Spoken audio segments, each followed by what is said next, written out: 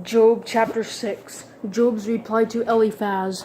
Then Job answered, If only my grief could be weighed, and my devastation placed with it in the scales, for then it would outweigh the sand of the seas. That is why the words are rash. Surely the arrows of the Almighty have pierced me, my spirit drinks their poison. God's terrors are arrayed against me. Does a wild donkey bray over fresh grass, or an ox low over its fodder?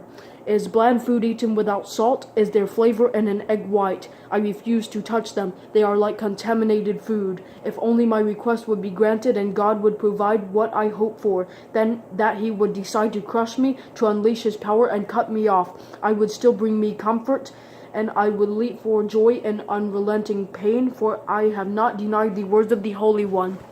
What strength do I have that I should continue to hope? What is my future that I should be patient? Is my strength that of stone, or my flesh made of bronze? Since I cannot help myself, the hope for success has been banished from me. A despairing man should receive loyalty from his friends, even if he abandons the fear of the Almighty. My brothers are as treacherous as a wadi, as seasonal streams that overflow and become darkened because of ice, and the snow melts into them. The wadis evaporate in warm weather. They disappear from their channels in hot weather.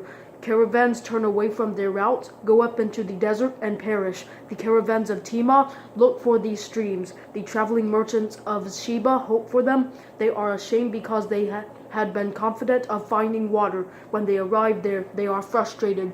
So this is what you have now become to me. When you see something dreadful, you are afraid. Have I ever said, Give me something, or pay a bribe for me from your wealth, or deliver me from the enemy's power, or redeem me from the grasp of the ruthless? Teach me, and I will be silent. Help me understand what I did wrong. How painful honest words can be, but what does your rebuke prove? Do you think that you can disprove my words, or that a despairing man's words are mere wind? No doubt you would cast lots for a fatherless child and negotiate to a price to sell your friend. But now, please look at me. Would I lie to your face? Reconsider. Do not be unjust. Reconsider. My righteousness is still the issue. Is there injustice on my tongue, or can my palate not taste disaster?